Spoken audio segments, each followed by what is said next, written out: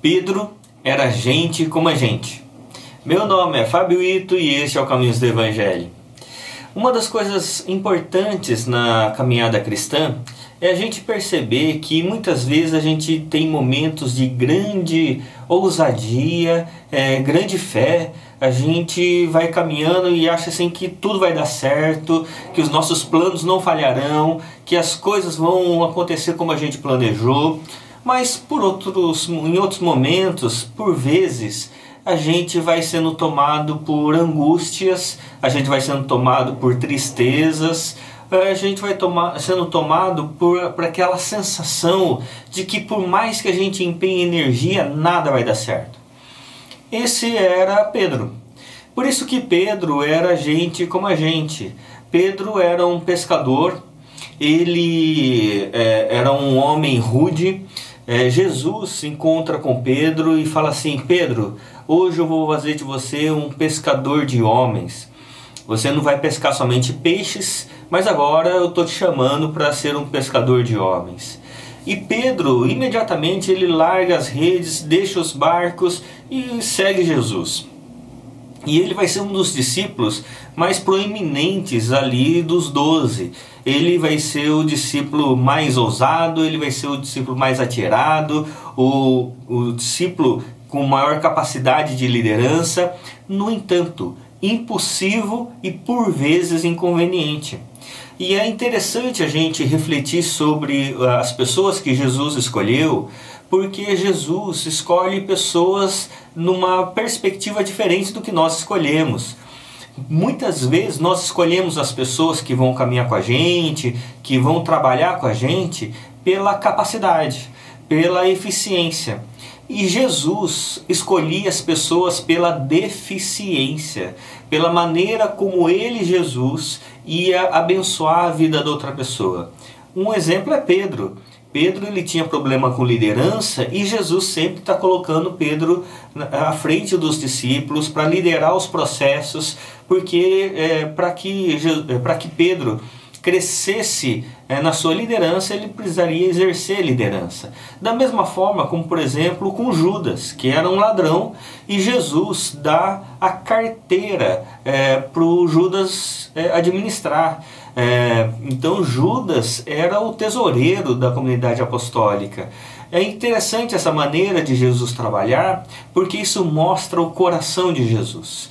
É como que Jesus olha para nós, vê as nossas capacidades, mas vê também as nossas deficiências, e a escolha de Jesus é trabalhar as nossas deficiências e não se aproveitar das nossas capacidades. É por isso que a liderança de Jesus é totalmente diferente do que uma liderança humana. Jesus olha para um Pedro, um homem rude, um homem ousado, mas muitas vezes inconveniente, e Jesus fala assim: vem comigo, eu vou fazer de você um pescador de homens. E a gente olha na caminhada, na jornada de Jesus com Pedro, algumas coisas muito interessantes. Pedro era o mais atirado. Por exemplo, quando Jesus ele está caminhando sobre as águas, e a comunidade dos apóstolos ficaram apavorados, dizendo assim: é um fantasma que está caminhando ali. E Jesus fala assim: calma, que sou eu. Pedro é o discípulo que vai dizer assim: Senhor, se for tu mesmo, faça com que eu vá até aí. E Jesus fala assim: vem. E Pedro, sem pensar, ele pula do barco e começa a caminhar sobre as águas. Jesus vai dar uma experiência para Pedro extraordinária. Enquanto Pedro estava olhando somente para Jesus, Pedro estava andando sobre as águas. O problema foi quando ele deixou de olhar para Jesus. Ele começou a olhar para o vento, olhar para as ondas, olhar para a água, e aí ele começou a afundar. Falou assim: como é que eu posso estar aqui? É impossível estar aqui. E ele começou a afundar, até que chegou a água no pescoço e ele gritou: Senhor, socorra-me. E é muito interessante o texto bíblico, porque o texto vai dizer assim, que Jesus apenas estendeu o braço e o levantou. Jesus estava do lado dele, era Pedro que não estava vendo. A ousadia de Pedro para pular do barco e caminhar sobre as águas foi também, por outro extremo, de medo.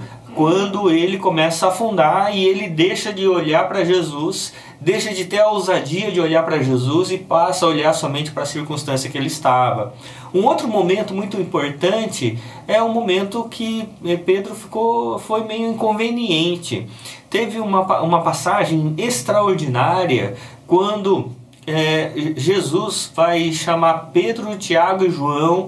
Eles vão olhar no Monte da Transfiguração, um monte onde está lá Jesus, está o Pai que fala assim: olha, este é o meu filho em quem tenho todo prazer. E junto com Jesus está lá Moisés e Elias. É interessante isso porque Moisés representava a lei no Antigo Testamento, Elias os profetas. E aí está ali o Moisés representando a lei, Elias representando os profetas, Jesus, e o Pai fala assim: olha, a ele ouvi, e nele eu tenho todo prazer. É interessante que quando isso acontece, Pedro vai levantar e falar assim: olha, que maravilha estar aqui, eu vou fazer uma tenda para os três e não sei o que. E aí a cena acaba com todos indo embora do monte. Então Pedro, a única coisa que ele deveria fazer era ficar calado, não precisaria falar nada. Então, mas Pedro, ele era às vezes, pelo seu ímpeto de liderança, ele era um pouco inconveniente. Mas tem uma outra passagem que eu acho muito interessante, que mostra a coragem de Pedro, quando Jesus foi traído por Judas. Judas traiu Jesus com um beijo. E é interessante essa passagem quando Judas já tinha vendido Jesus por 30 moedas de prata, e ele estava junto com os guardas romanos para pegarem Jesus, e Judas entrega para as pessoas saberem quem era Jesus. Ele cumprimenta Jesus com um beijo, e quando Judas dá um beijo em Jesus, Jesus pergunta: amigo, o que você está fazendo? E Jesus chama Judas ainda de amigo. E quando vem os guardas para prender Jesus, e Pedro, no seu ímpeto de coragem para defender Jesus, ele pega a sua espada e corta a orelha do guarda. E quando isso acontece, Jesus fala assim: calma, Pedro, e restaura a orelha do guarda, e ele se deixa levar. Mas mostra que de todos os discípulos foi o único que realmente tomou uma coragem para defender Jesus. A mesma coragem nós não vemos quando Pedro nega Jesus, Uma passagem bastante interessante, que essa passagem eu acho extraordinária na vida de Pedro, porque quando um pouquinho antes da traição de Judas, há uma questão que as pessoas estão dizendo: quem é esse Jesus? E Jesus pergunta para os discípulos: olha, alguns dizem que eu sou Elias, outros dizem que eu sou isso, outros dizem que eu sou aquilo, e vocês, o que vocês dizem que eu sou? E aí Pedro levanta e fala assim: olha, Senhor Jesus, o Senhor o Messias, o Cristo, o Filho do Deus Altíssimo.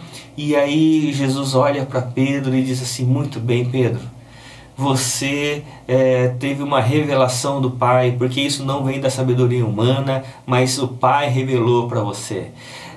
E aí logo depois, na mesma cena, é interessante que Jesus começa a explicar então o que é ser o Cristo, o Messias, o Filho do Deus vivo. E ele fala assim: olha, é necessário que eu vá para Jerusalém, lá eu vou ser preso, vou sofrer, e contando com extrema dor, porque mostrando qual era a realidade de ser o Cristo. E aí Pedro se levanta, ele estava todo cheio, Jesus falou que ele tinha tido a revelação do Pai. Pedro levanta e fala assim: espera aí, Jesus, calma, que a gente não vai deixar que isso aconteça. A gente não vai deixar que o Senhor seja preso, a gente não vai deixar que isso aconteça contra o Senhor. E aí Jesus vira para ele e vai dizer assim: arreta daqui, Satanás, porque você não sabe o que você está dizendo. E aí é interessante porque no momento Pedro estava tendo a revelação de Deus, no outro momento ele estava se deixando levar pelo cuidado com esse mundo. E Jesus fala, reta daqui, Satanás. Então é interessante isso, e isso vai acontecer mais para frente, quando Jesus é preso Pedro fala assim, Jesus, a gente nunca vai te abandonar. E Jesus diz, olha, hoje mesmo você vai me negar 3 vezes. E o que acontece? Antes que o galo cantasse, Pedro nega Jesus por 3 vezes. Isso dá uma angústia muito grande ao coração de Pedro, de ver Jesus tendo sido traído, foi preso, Jesus apanhou muito, foi quase que mutilado, foi crucificado injustamente, foi humilhado pelas pessoas, e Pedro, a essa altura, sabia que Jesus era o Cristo, o Filho do Deus vivo, o Messias, o Deus encarnado. E ele naquela situação, e pesa ao coração dele o fato dele ter negado Jesus por 3 vezes. Acontece que depois da morte e da ressurreição de Jesus, Jesus vai encontrar novamente com Pedro, e ele vai fazer uma pergunta muito inquietante para Pedro, dizendo assim, Pedro, você me ama? Pedro prontamente responde, Senhor, eu te amo. E aí Jesus responde, então apacenta as minhas ovelhas. E ele vai perguntar isso por 3 vezes, e que vai trazer uma transformação de fato no coração de Pedro, porque Pedro ele vai perceber que ele amava muitas vezes somente de boca, mas de fato mesmo faltava alguma coisa. E quando Jesus fala para ele pastorear as ovelhas, cuidar das ovelhas, vem depois o Pentecostes, depois da ascensão de Jesus, quando Pedro se levanta e começa a pregar o Evangelho, a missão de Cristo Jesus, 3.000 pessoas se convertem. E aí começa a história de Atos. Atos que vai mostrar nos primeiros 9 capítulos ali, nos primeiros 9, 10 capítulos, a proeminência de Pedro, o Pedro como líder da comunidade apostólica até chegar a Paulo, né? No capítulo 9 para 10 também.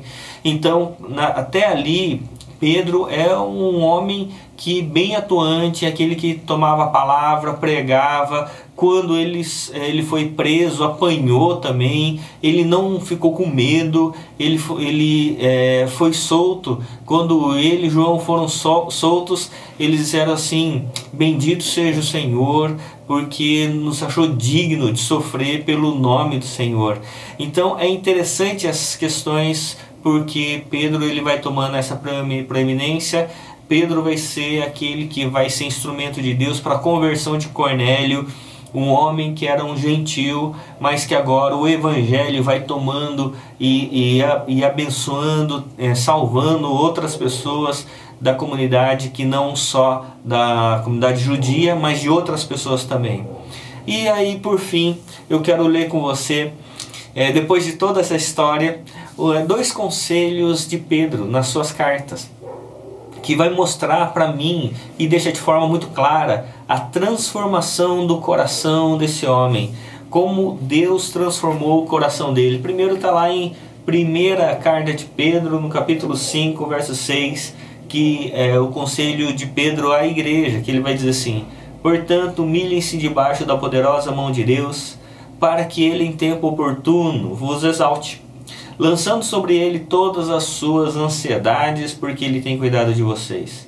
Sejam sóbrios e vigilantes. O inimigo de vocês, o diabo, anda em derredor como um leão que ruge procurando alguém para devorar. Resistam-lhe firmes na fé, certos de que os irmãos de vocês, espalhados pelo mundo, estão passando por sofrimentos iguais aos de vocês. E o Deus de toda graça, que em Cristo chamou a sua eterna glória, depois de vocês terem sofrido por um pouco, Ele mesmo irá aperfeiçoar, firmar, fortificar e fundamentar vocês. Então a Ele seja a glória para sempre. Amém. E outro texto que eu quero ler, outro conselho de Pedro, Esse estava no final da primeira carta. Eu quero ler o que está no final da segunda carta de Pedro, no capítulo 3, verso 18, no último verso. Pelo contrário, cresçam na graça e no conhecimento de nosso Senhor e Salvador Jesus Cristo. A Ele seja a glória, tanto agora como no dia eterno.